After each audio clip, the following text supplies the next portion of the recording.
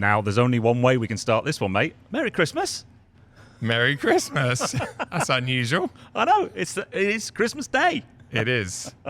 Guys, welcome to the Drive Talk podcast powered by Michelin for our end-of-year Christmas special.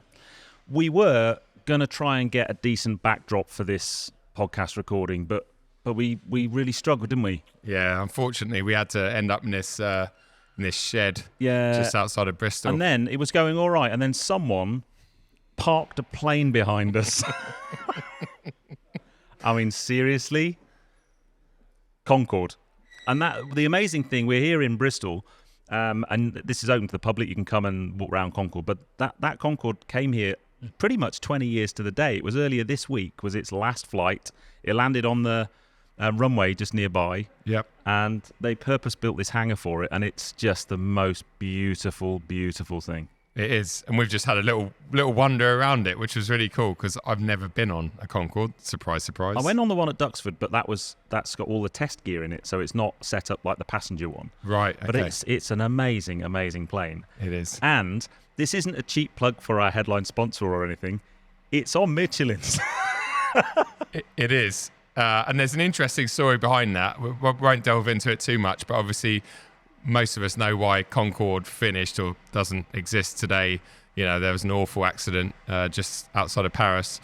And that was caused by a tyre rupturing a fuel tank.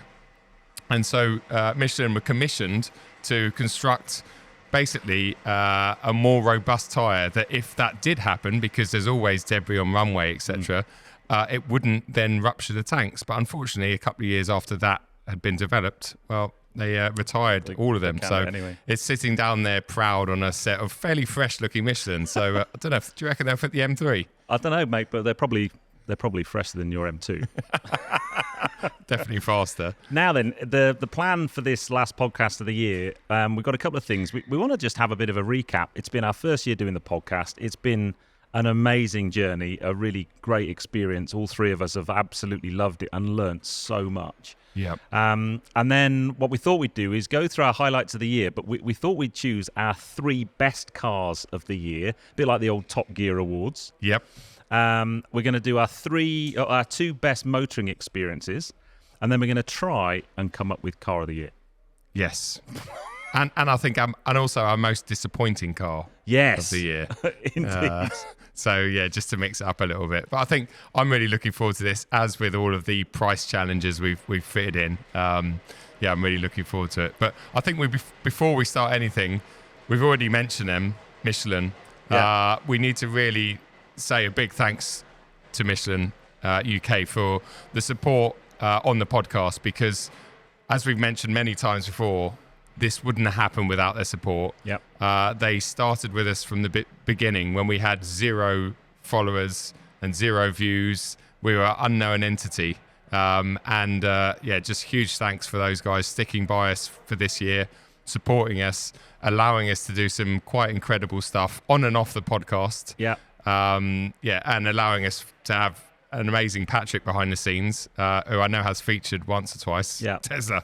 I don't know. We're just very, very fortunate. We are, and I think the bit that people won't see is the production quality that we strive for, and we talked about quite a few times. That's only possible because we've got Patrick on board, and that's only possible because we've got Michelin supporting the podcast. So big thanks to them.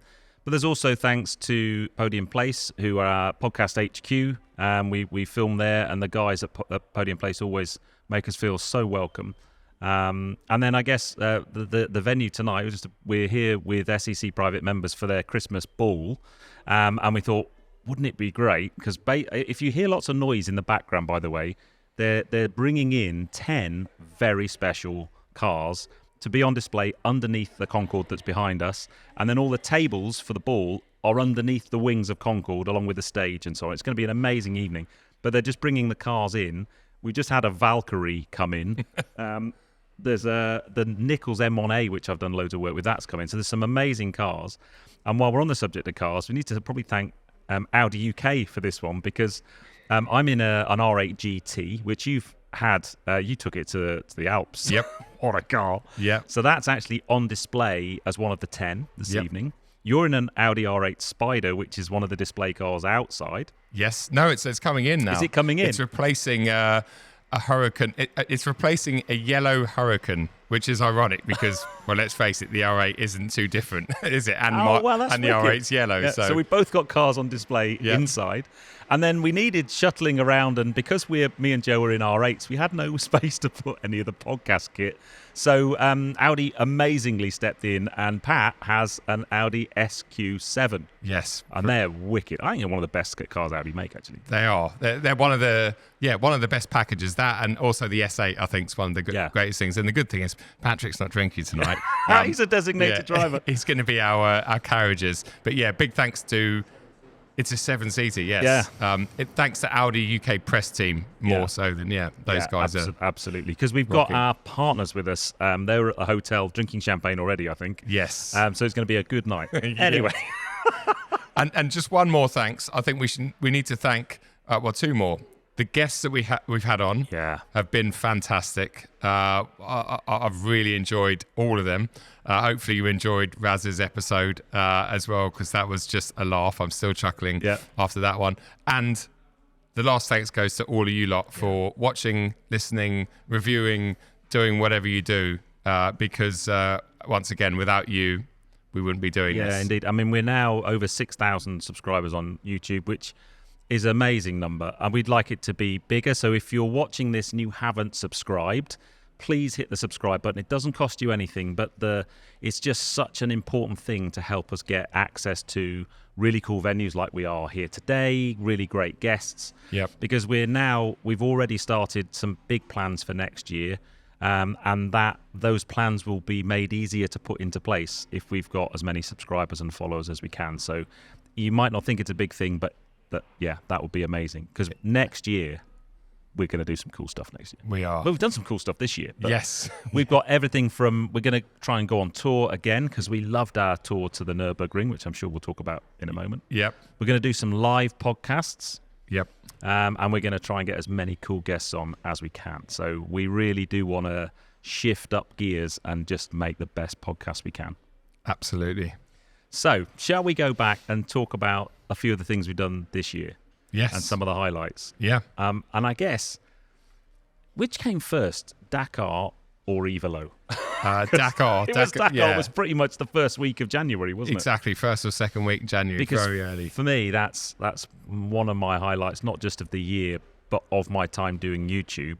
And actually, even irrespective of YouTube, just one of my highlights for me as a motorsport fan. It was an amazing experience. Yeah, that was good.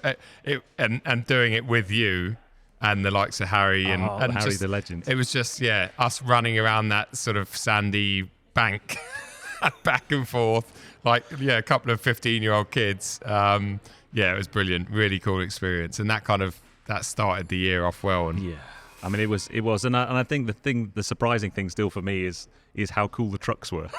Yes, yeah. That's something you can't actually picture in your head until you see them. You can picture the bikes on the back wheel. You can picture the fast, the prototype-y cars like Audi's RS e-tron Q. I knew you were going to do that to me. Yeah, the Dakar car. That one. Yeah. I mean, they're all impressive, but when you see the trucks, it's just a whole nother level. It's a pista coming in now. Oh, we got a pista. Yeah, that's very nice. Yeah. But Dakar was amazing. And then pretty much we came back from that and then went out to Finland, Evelo. Or you did some ice driving between those two, I think. Yes. Yeah. But for me, the being on ice, driving a car on ice with the Michelin trip we did to Finland was just a mega thing. And I'm now desperate to do more of it next winter. So I need to start emailing people and see if there are any ice driving trips on, because that was amazing. Yeah, Grant, if you're watching this from Volkswagen UK and there just happens to be a couple of spots at another ice driving event, then I'll email Grant and show him the podcast. We could do a podcast out on the ice. We could. Yeah. And that's the plan, actually, to do that would be very, very cool. Yeah. Brilliant. We could do a podcast in the car, sideways. Yes. Brilliant. So I got my glasses on. Oh, good. Glasses on. Yeah. So that I mean, they experience-wise, they were right up there for me. I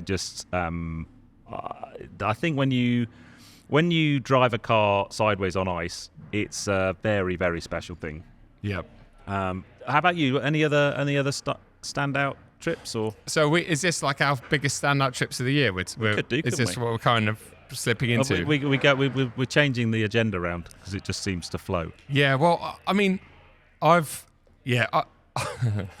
You've been on quite a few.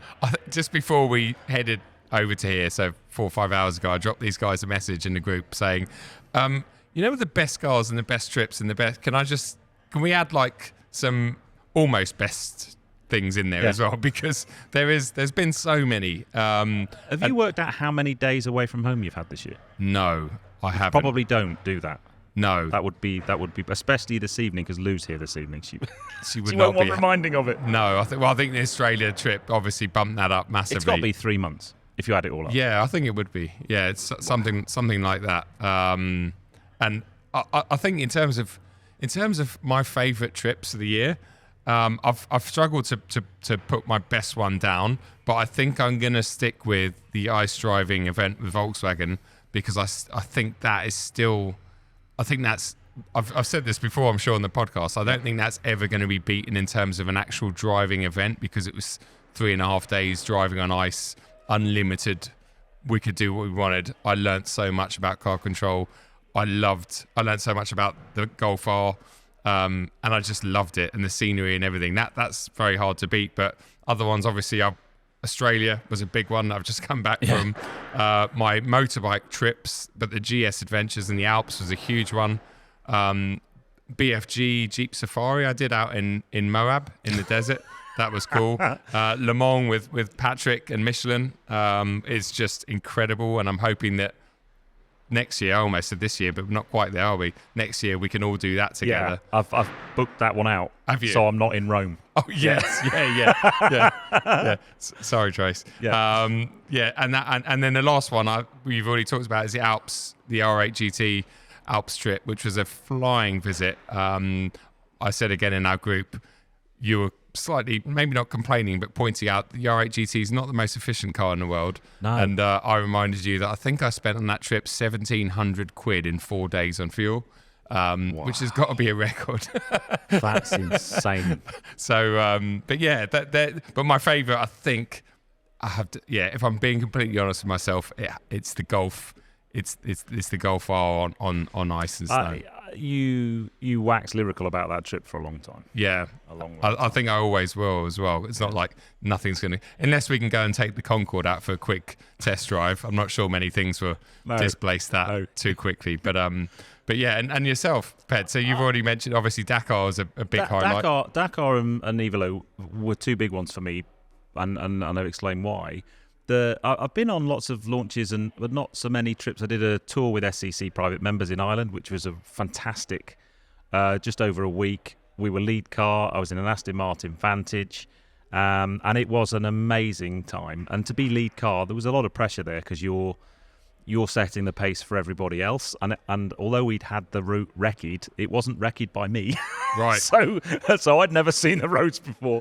So it was an emotional week, but that was amazing. But my standout trip, I think just because of the access we had and the things that happened, was I went to the Tour de France with Skoda, and that was a really, really special. You know when you get an invite come in and you look at the itinerary and you think, that can't be right. Yeah. We're gonna fly out to France. We're gonna in the morning ride out on bikes with the Tour de France winner from 2010, Andy Schleck. We're gonna go to the start and meet all the teams in their coaches.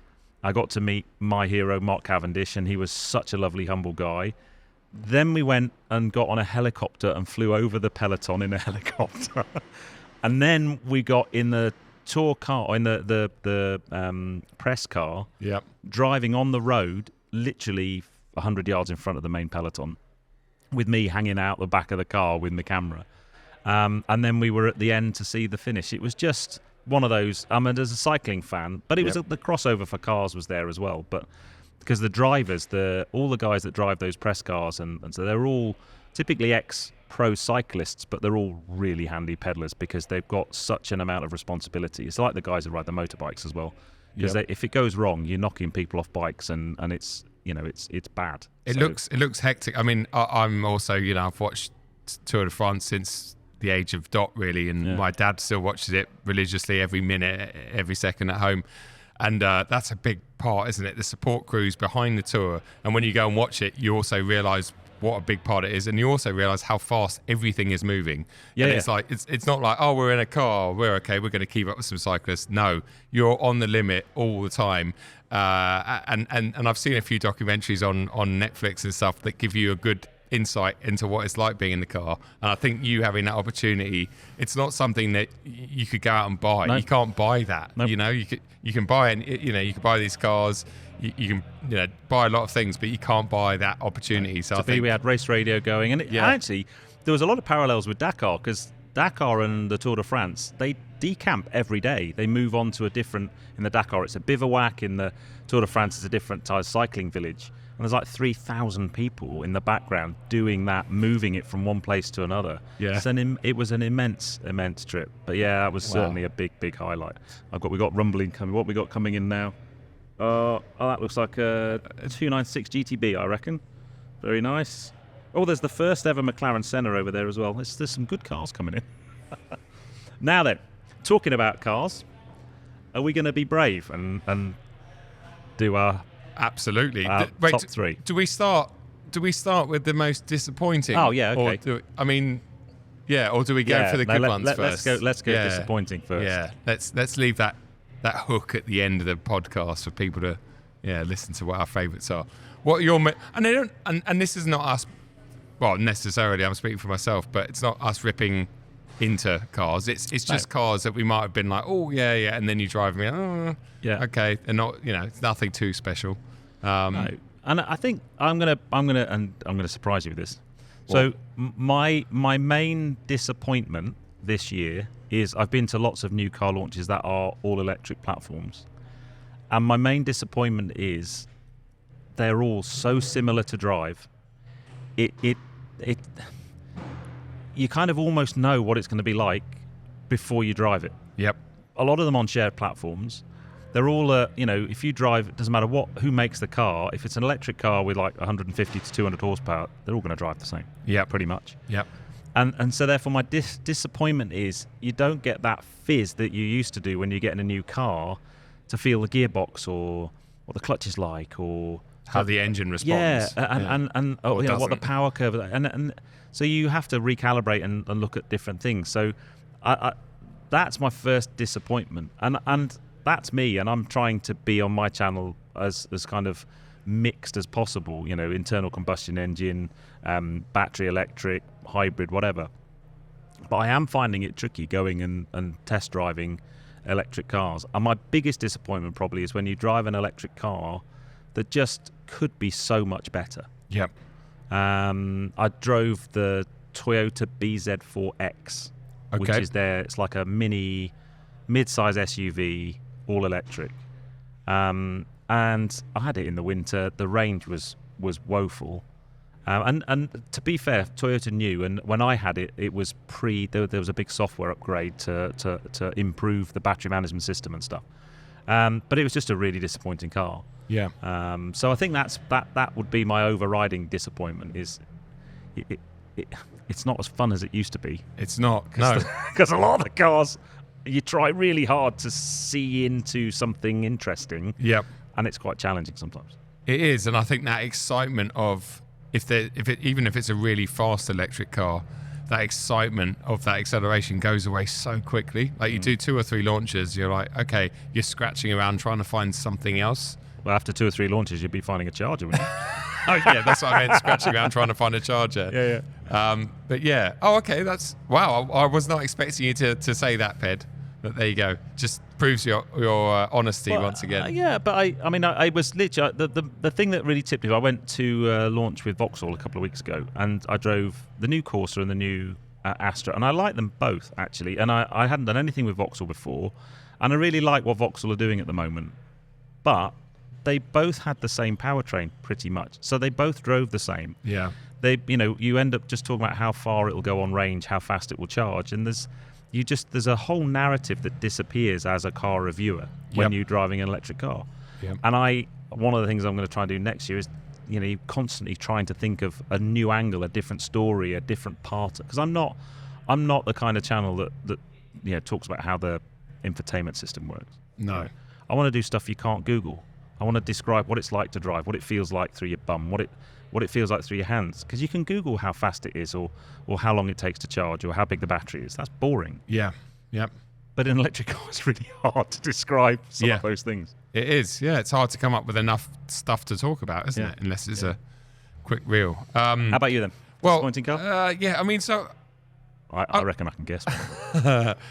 well, I've written down 3, but actually there's a fourth one that's popped into my head that I had very recently. One of these is actually a car that you and I had, and I think you'll agree with me in this because we both had high expectations on it. Do you know what I'm going to say? It was big.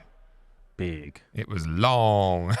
Oh, the Arteon. Yeah, Arteon R shooting brake. And I think the reason that was a disappointment for me was because I had quite high expectations about that because it looks awesome. It looks awesome. It looks fast, and it's not. It's not fast. It's not very dynamic. It's a decent package if it was 40 grand, but not 70 odd like our one was. Yeah. And so that was a bit of a letdown for me because it took me 20 minutes behind the wheel. And I thought, this isn't what I thought it was going to be. Yeah. It's not as good as it looks. It's a bit like I love my coffee. It's like sometimes you walk into a cafe and you're like, the smell of coffee, and then you get the coffee, you're like, it smells good. A zero. yeah, exactly. Yeah, if you're lucky. So I think that's my first one. Not saying it's a bad car. It's just a bit disappointing. It's not to me what it says on the. You think, is it a cut price RS6 or something? No, it's not. That's the first one. Second one, I have to throw electric car in there, of course. Updated ID3. I just don't know what to say, really. It's an ID3. It's like... Do you think, though, that you and I are, and many of our followers are real car obsessives? We love cars. Yeah. Right? So we love the joy of driving, and we love the joy of a car and all the things it can give us. And cars like an ID3 are bought by people who want to get from A to B and don't care about the car that much. No. They want it either to be as cheap as possible, as efficient as possible, as quiet as possible, and they don't really care. And I'm sure I can think of loads of people I know who just aren't car people. Yeah. They have a car because they have to. Yep. And so... Well, I think sometimes I try not to... You try to take your petrol head hat off, as it were, like your driver's hat. Yeah. No, and I totally agree. And I think the ID3, in terms of what Volkswagen have said anyway, it's meant to kind of replace the Golf. And that's what the Golf's always been around, hasn't it? Let's put aside the GTIs and the exciting models. Yeah. It's always been the car that you buy because it's safe, it's reliable, it gets you from A to B. And it's relatively affordable as well. It's never been too expensive. But I think the problem with the ID3 in today's world is just how expensive it is. We've talked about this before, and then you look at it against some of the, the new Chinese stuff that's out there, or a number of other products that are available, and you just think, why am I paying an extra 50% because it's got a Volkswagen badge? It's not. Do you know what I mean? It's lost. It's still got the badge appeal because it's still, you still got the brand behind it, but it's in a bit of a sketchy place, I think, at the moment, that sort of car. And we're seeing that production lines of the ID3, the Cooper Born, another, in my opinion, pretty dull car, they're not selling that well. And I think that's why. It's because they're not trying to be anything special, but they're not even doing what they're meant to do well enough at their price point. And I think, it'll be interesting to see where they go with that. But I went to the update. It was like, okay, they've changed a few things. But as you say, maybe that's just me. But then I guess it's me saying my most disappointing car. So it's... Well, yeah, but one of the things I do want to do next year is get into some more of the Chinese brands. Because, we could have the whole debate about China and human rights and all those types of things. But they're very good at making technology and making cars at a price point that the traditional manufacturers just can't match. Yep. And I drove new Corsa. The top spec electric Corsa is nearly 40 grand, 38 grand for a Corsa. Right? Corsa. Yeah. So the petrol one the petrol one starts at 19 grand. It's got a 1.2 litre turbo engine, petrol engine. The electric one starts at 32, I think, for a Corsa. And goes up to 38 grand. Yeah. I remember only 12 months ago, 18 months ago, everyone was like, oh, Golf R's 40 grand. Yeah. Now you're paying 40 grand for But the really Corsa. interesting thing was the way it was pitched at the kind of briefing was to make them more affordable. It's a total PCP play. So they've lengthened the PCP term to 5 years. They've reduced the interest rate, and the monthly figure is like $299 or something to get into electric. But I can't get my head around. But who's going to be who's going to in this current climate, the way EVs are moving very fast, they're improving, batteries improving. Every day there's a new electric car in the market. Who's going to want to go into a 5-year fixed PCP on a Vauxhall Corsa? Mate, I can't remember who it was many years ago told me, whenever you buy a car, never finance it over more than 2 or 3 years because you'll be bored of the car and you'll want to move it on. Yep. But anyway, so I'm. We digress. Well, it's to be honest though, I think it's. I've done videos to you as well. I think the whole price thing. So that Corsa video went on my channel last week, and the or by now it will have been live a few times. What we got now? Oh, that 720S. 720S. It's nice. It says it on the number plate, so that's all McLarens look the same to me, apart from the ugly Senna with the big. Or did I just say that really loud? Over there as well. Yeah. Moving on. Okay. So we're going to go good cars. Then. No, one second. I haven't finished with my bad cars. Oh, jeez, really? Yeah, Hold on, I know. I can guess. Go on then. i5. Oh, i5 was the one that I said I just thought of this morning. Again, it's down to the price point. I don't know if my video's made it to the channel yet by the time you're watching this, but the i5 M60 I had was £120,000. Mate, it was a good car, but it's not worth 80 grand, let alone 120 grand optioned. So that in that sense, again, it's like bringing perspective. It's like. But my last one, believe it or not, is another BMW. Is the XM. I don't know if you've driven that yet. No, I saw one when I was at that Vauxhall thing, actually. Loud things, aren't it must have been a press car. Black and... No, I don't know whether it was, actually. Oh, someone bought one? The press car is that, the satin black with red trim. I think they've got a few of them. Yeah. Big though, aren't they? They are. So, I mean, they're not a bad car, but they're just a confused car. And when I went to the launch, I didn't understand it. I had the one out in Australia for 10 days, which was great because like we talked about, I think on the last podcast or a couple of podcasts ago, it's one thing test driving a car at a press launch, it's another thing living with one for a while. Yeah. And the one in Australia I literally lived with, it was a brilliant car, but it just doesn't, the ride quality is really harsh. It's not massively fast. Is that because they haven't designed a spring yet that can take the weight of the car? The weight of it, yeah. I think so. Or they've just it feels like they've put wooden blocks in where the springs are. And it's just a little bit of a confused... For me, the reason I just look at an XM and go, why would you, is because you can buy an X5M for £20,000 less, and that, to me, is a car that's 50 times better in pretty much every area. So that's, again, it's not a bad car, it's just a why would you? And that's, Anyway, let's get out of the negative. Yeah, let's do good cars. Let's do into the positive. So we've each chosen 3 good cars, but 10. Joe, how long's this podcast again? So Joe threw me a spanner because he said basically it had to be a car that was new this year. That was launched this year because I think this is kind of like okay, car of the year, isn't it? Right. Yeah. Drive Talk podcast, car of the year. Yeah, and did they have to have featured on our channels or just any? Not necessarily. Okay. If you've driven one, or even there was one that I thought of. I haven't driven it, but I know it'd be my favourite car in the world. But okay, good. Right. So, who's going first? I think you should start first. Okay. Maybe give us. Have you actually got your 3 there, or have you got some peripheral ones as well? Well, I've got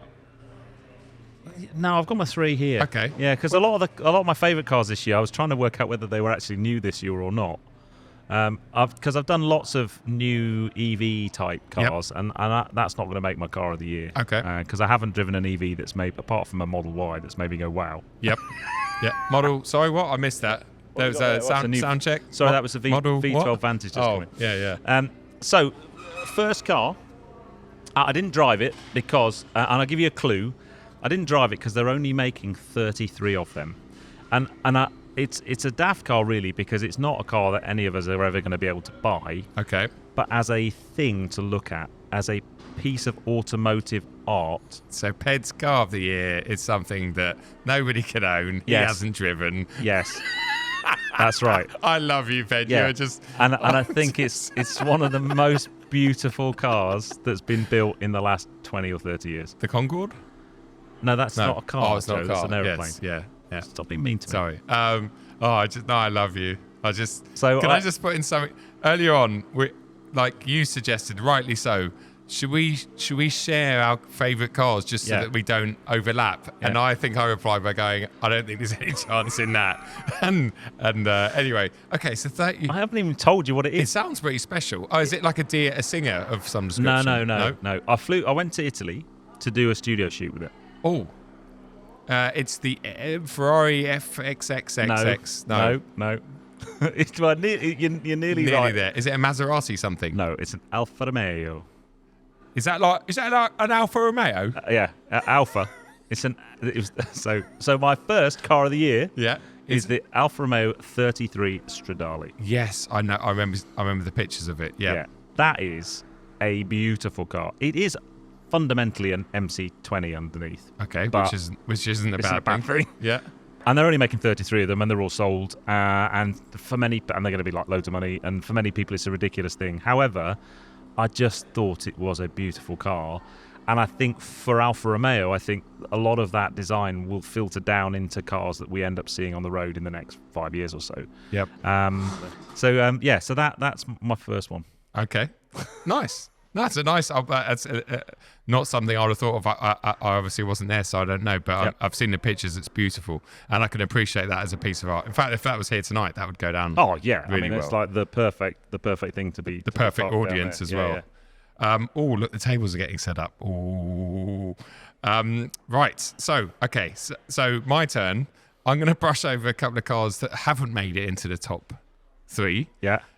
Did you just? He just clock checked. Yeah. Okay, so now this is again surprising, probably to a lot of you. M3 Touring. You've got one. I've got one. It was launched this year. It hasn't made it into my top 3. Yeah. The reason being, it's a brilliant car. If you asked me in 2021, I would have said an M3 Saloon would have made it into the top 3. It's no different to an M3 Saloon in terms of driving and all the rest of it. It's a bit heavier. It's a brilliant car. It makes it in. If I could have a top 5, it would be there, but it's not. So it just sits outside. Same with the G87 M2. And again, people will be like, "What? Wow." We've both driven that a lot. Yep. It's a great car, Yep. but it's not like it says what it's meant to. It says, what's the saying? It says what it does. What it says on the tin. That's the one. Quite literally, it's a great car, brilliant, but it's not like, oh my goodness, my one, the long term, I went back a week ago. I'm missing it, but I'm not craving it. It's so apologies to any M2 owners out there or M3 Touring owners. Brilliant cars, but not my top 3. The next one that just about scrapes out, doesn't quite make it in, is the iX1. And yes, that's an electric car. Sorry? Are you Yes. feeling all right? It's not even... That's unbelievable. Wow. That nearly made it. That's like number 4. Oh, well, it's number... Well, it's in the top 5 or 6. Can you order an ambulance, please? Joe needs to go to intensive care immediately. Yes, yeah. iX1. I think I mentioned it recently. If an electric makes your top 3, I'm going to pass out. No, that's as far as an electric car makes it. But I love that package. It's really affordable. It's a great...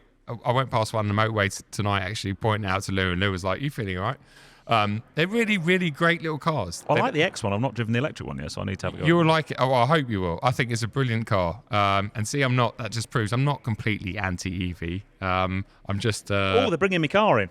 Oh. Well, I wish it was my car. Yes. Oh, there it is. I cleaned it yesterday. It looks like the Concorde. Yeah. I cleaned it yesterday. So, Well, that's actually good timing because so let's talk about my first one that has made it in is M3 CS. Oh, Now that is a special car. That is another level compared to the M3 Touring and the M2. That is a step up in every sense. It's a very, very special car. I think they're 115 grand when they're new, which is a lot of money, but in today's world, for what you get, wow. cheaper than that i5. Yes, exactly. Yeah, well, I'm sure it is. Yeah. So that's my first one, M3 CS. And over to you, Pet. Okay. Still in shock with the iX1, to be honest. So they're just bringing the R8 GT, which I've had such fun this week. That's a proper animal, that car. I'm very jealous that you had to drive that in the mountains. Yep. Wow, looks good, doesn't it? Anyway, let's not get distracted. So, number 2. Now, I've chosen this one because for my lifestyle, this would be a really nice choice because it's practical. The thinking man's choice for this type of car would probably be something like a Macan GTS. So that should give you an idea of the form factor of it. Okay. So a Macan GTS, I think, is probably in this class the number 1 choice. But I didn't go Macan GTS. I've gone for something that's a little bit more special in terms of you won't see so many of them around. It's another Italian manufacturer. Oh. Is it Stelvio?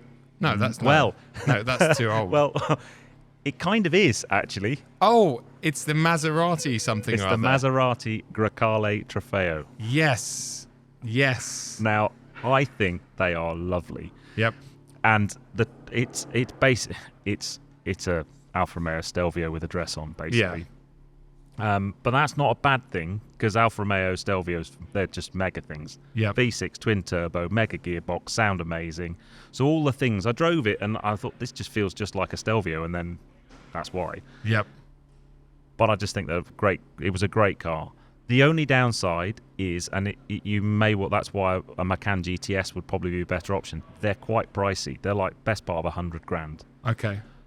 So that sounds about right in my head. Yeah. But I just thought a bit different. You know, Yep. For the kind of car we like, I thought that would be a really good choice for us. Wow, you're going Italian strong on this one, mate. I know.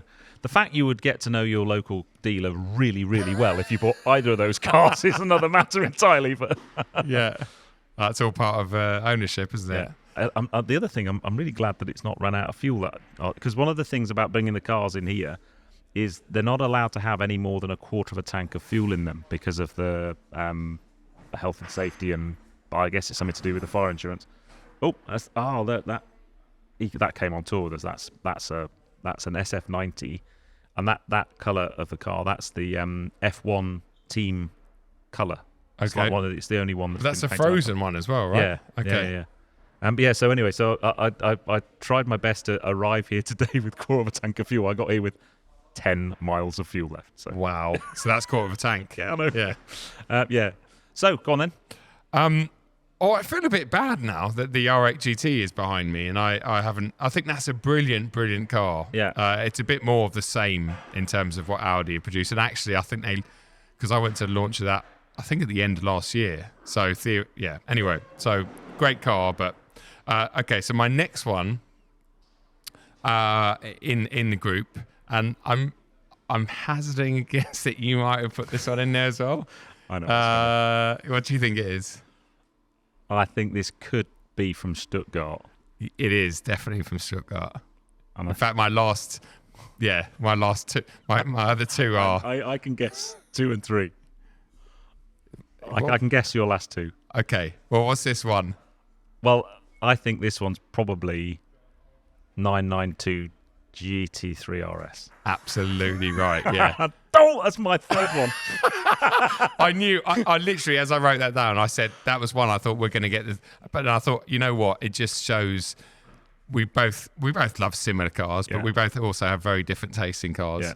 And but I just knew that car. We only drove it. I say only. That was another great, absolutely great podcast location. Yeah. Porsche Silverstone Experience Centre.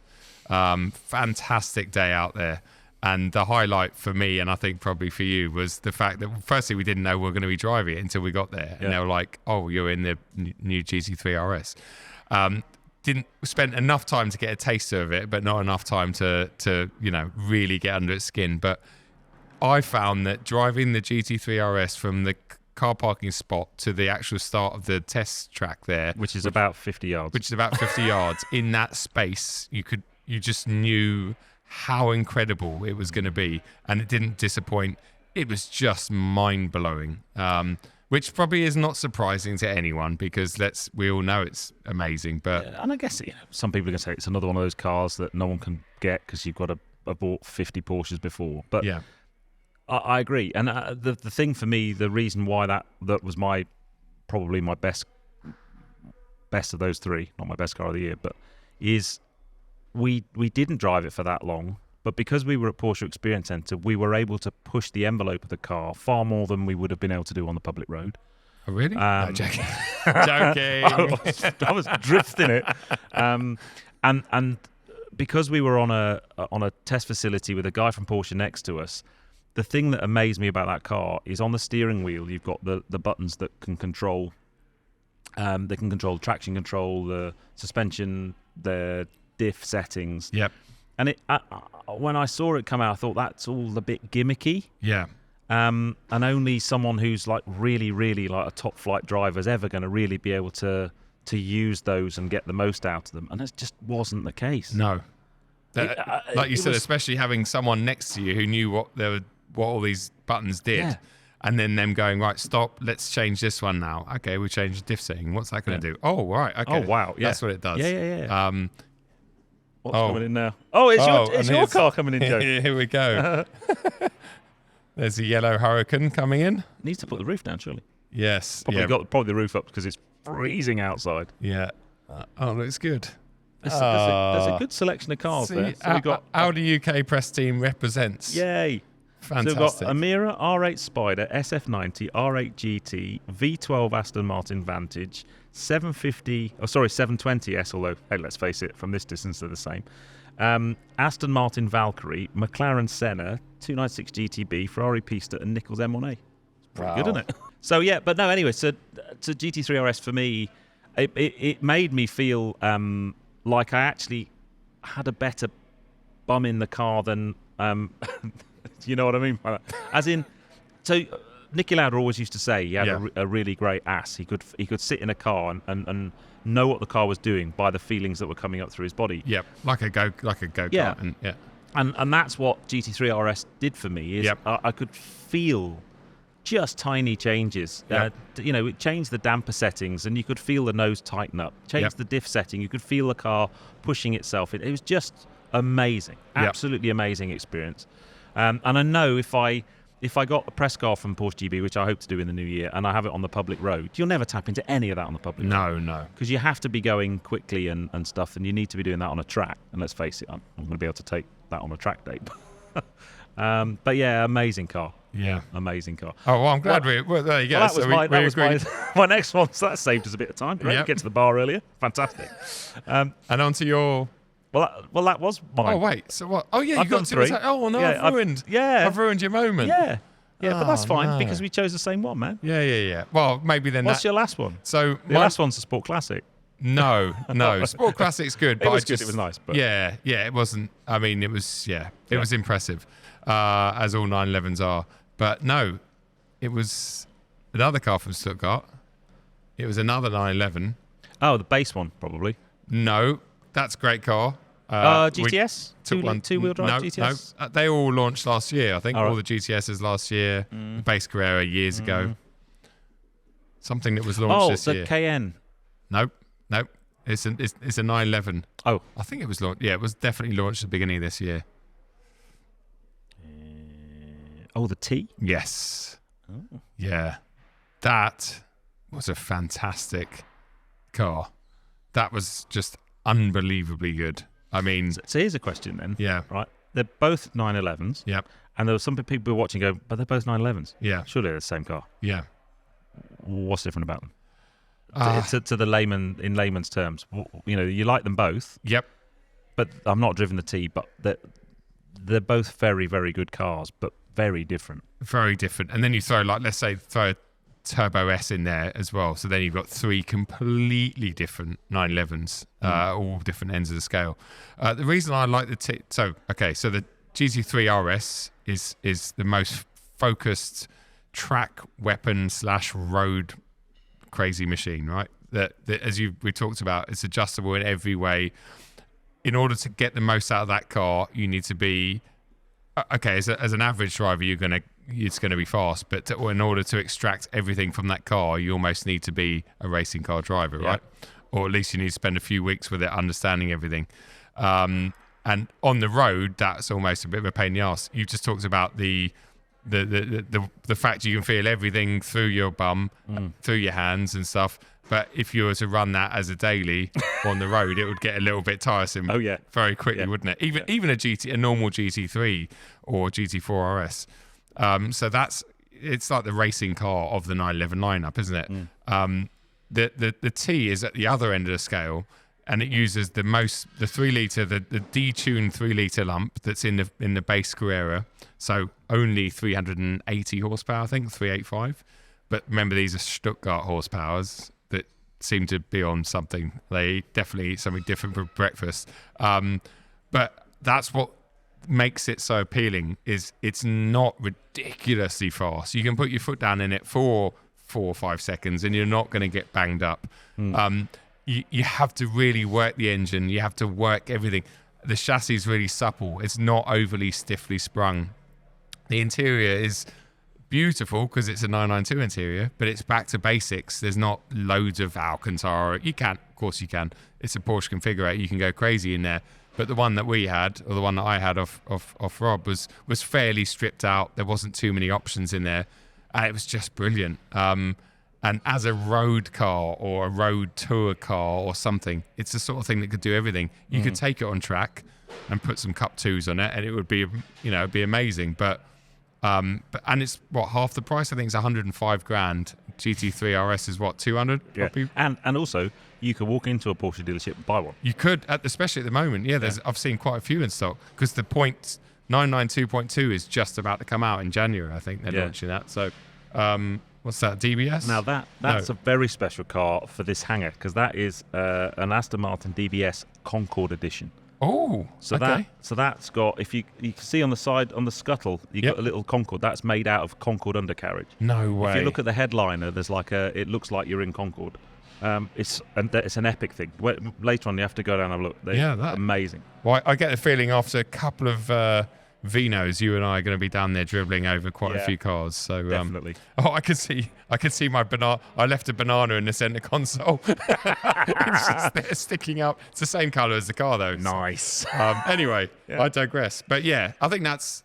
Yeah, I don't know which car are we going to name as? It's got to be the GT3 RS, I guess. It has. So for new cars out this year, GT3 RS, absolutely. However, I also want to give a shout out to, I think, the best car I've driven this year that might surprise people. Okay. Because I don't think it didn't come out this year, but I just want to give it a shout out because it's that good. Yep. And I've driven some good cars this year and some fun things. I drove an Aerial Nomad this year. Yep. Have you driven one of those? I have, yeah. What a giggle! I mean, it was just phenomenal. Thing. It was just ridiculous car. Yeah. It's like driving a full-size radio control car. Ridiculous thing. Yeah. I drove a track car called the Spartan, which is an immense car, 800 kilos, ridiculous horsepower. It's a phenomenal thing. Yeah. But the car that won me over this year, and you'll as soon as I start to talk about it, you'll know exactly which one because it wasn't that many weeks ago I had it. Wasn't that many? Oh, I know exactly. Yes, the Skoda. That was also on one of my top. Yeah, I should have. Mate, so your Skoda one was beautiful. Octavia VRS. Yep. It was in the most beautiful. I think it's called Royal Green Metallic. Yeah. The paint, black pack, so no chrome on it. All the badging was black. It was just ace. Yeah. And the best thing about it, and then we started in the early part of this podcast, we're talking about how expensive things were. It's 240 horsepower, manual. Yep. I don't think you can order a manual from factory anymore, but manual gearbox in an estate car, 240 horsepower. You can spank its arse and not lose your license. Yeah. It was such a hoot down. And down the 38 road. grand. 38 grand, and that had $2,000 of options on it. Remind me how much that Vauxhall Corsa was that you talked about earlier on? $1,000 extra. For I an mean- electric Corsa. And you drive it, and you just think, it was just unbelievable. Yeah. And that's brand new. So you could get a 6-month-old one or a 10-month-old, but probably 5-10 grand less than that, maybe. Yeah. It was as a package, it was unreal. It did everything, and Yeah. I had it about 2 weeks after I had the M3 Touring, Yeah. and they're very similar. Oh, here we go. Look at this perfect time. Yes. Hold on a minute. I think we got. So we didn't want to say we were getting Brad on because we're here for the SEC Christmas party, and it's all a bit mad down there. But this is Bradley Carr, who I've known for a long time now. Anybody who follows me on the channel, me and Brad go way back. We first met when you were running Rolls-Royce Bristol, which is Correct. about a stone's throw from here. It is. And we're here for the final bash of the year. Yes. Thank you for having us, mate, and thank you for arranging this amazing backdrop. I'm pretty speechless. Yeah. It's This pretty is, cool. It's pretty yeah. cool. I think he's a year in the planning and just getting close to kickoff is frightening. I know. I can feel and sense the pressure because I know you're a busy man. We've been seeing you running around downstairs. But I just want to say one thing. It's not often that me and you feel short on a podcast. I know, he's massive, isn't he? Yeah. One of the first times I ever met Brad, I bought a Caterham 620R press car down here to Bristol, right? Yeah. And I thought, oh, do you want to come round the block in it, Brad? He couldn't get his leg in it, let alone sit in the whole thing. wasn't the legs, mate, but we're not going to go that way. So No. I needed a slighter chap Yeah. to fit through the gap. And for then your I hips. took the sales manager from Lamborghini up the road, snapped both drive shafts, and went home on the back of an AA truck. It wasn't, was it? It was the guy from Aston Martin's. He came running back to the car park without you and the Caterham. Brilliant. Talking about Aston Martin, hold on a minute. No. Is this a flex? What's this? That's a flex, isn't it? That's definitely a flex. Ah.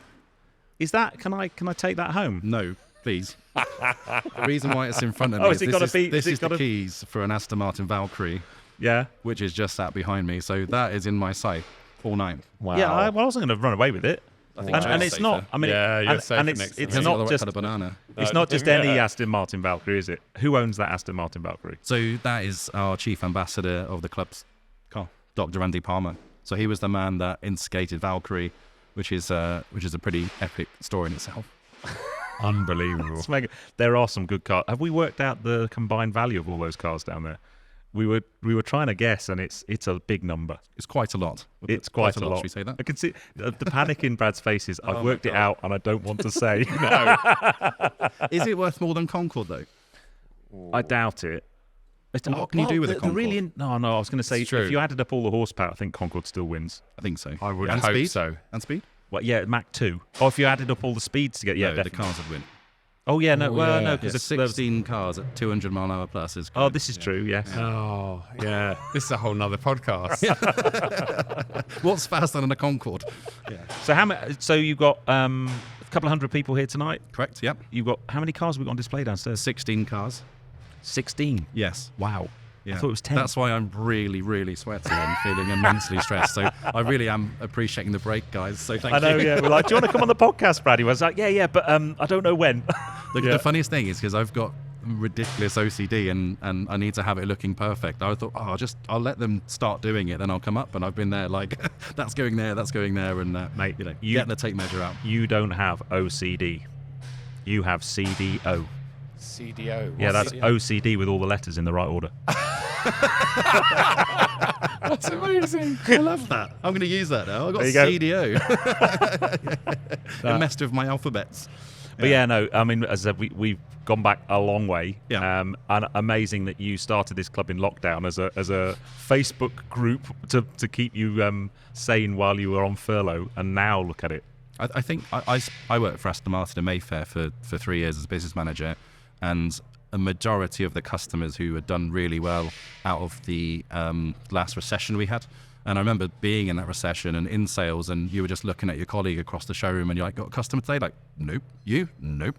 And there was like nothing because the world was said, don't buy anything. But the clever people went and invested, bought stuff, and then they were literally my customers when I was working on Park Lane. So it was, I thought next time anything like that happens, I want to make a difference. So yeah, I just got addicted to this whole car club. 3 months of waking up in the morning, 11 o'clock at night, the other half going, what the hell are you doing? I'm like, on Facebook trying to network. And literally, that's how I created it. Well, you still do, Wow. because you run a ridiculous amount of events every year. Drive Yeah. tours. We're doing a good drive tour next year. We're off to Stelvio, Yes. the Stelvio Pass next year. Nice. I might have to bring my bike though. Can I put my bike in the back? No. That's banned. Put it on the roof. Petrol only. What are you driving? Do you know what you're driving? I don't know yet. I can't say because I haven't got. But we are going to Stelvio. You could Can't probably say 'cause guess. He hasn't asked. You could probably. No, I have. You could probably guess what I want to get my hands on, but it's just not been confirmed yet. 'Cause it'd if be you're good going on to a the Stelvio Stelvio Pass. Pass Oh, with a support car, so Stelvio Quadrifoglio. yeah. Yes. That's the perfect car for it, right? Yes. So Hugh, from if you're listening, I'll be emailing you in the new year. Oh, well, that's a brilliant Great storyline. idea. Yeah, Really exactly. great idea. So yeah, it'd be good. Yeah. But looking at the time, we need to pack up, go back to the hotel, Yes. get our DJs on. You need to. At some point, I'll You go need to to the hotel go down and get and changed. yeah. Well, you're in black. We could just put a bow tie up there. They It's managed a to white bow sort. tie. They managed Yeah, to sort isn't the stage out. It's being put in there. Okay. Yeah, oh my God. Yeah, look, can you look at that? That's amazing. It was supposed to be in at 9 a.m., I was told, and I'd done all the prep, site walk, team walk, planning walk, and something was bugging me inside here, like, there's something missing. And then I just walked past it after like 10 times, stage. So, The other reason we have to stop very shortly is I can see the band setting up, and they're going to start sound They are. checking in a minute, and I don't think we can deal with noisy supercars and hypercars coming in, but there's no way we're going to deal with it. And the singer tonight was X Factor. correct. Yeah. She seems amazing. I'm looking forward to hearing her. And you're going to do a little video on this as well, I guess, tonight? Yeah, we might do a few stories, bit of a video. Apparently, I'm doing a speech. Yeah. Said. And No singing, though. bit of a- definitely oh, not I was singing. looking forward to that. There's no way I'm doing any singing. Brad, where can people find you guys? SCCprivatemembers.com, at SCC Private Members. Just pretty much search SCCP anywhere, and we seem to be the first thing that appears. So, it's cool. And we hit our 10,000 follower mark on Instagram Oh, mate, that's good. a couple of weeks ago, which was a great success. I've got to say, there's Great lots. success. There's Sorry. lots. It's nice. There's lots of car clubs out there.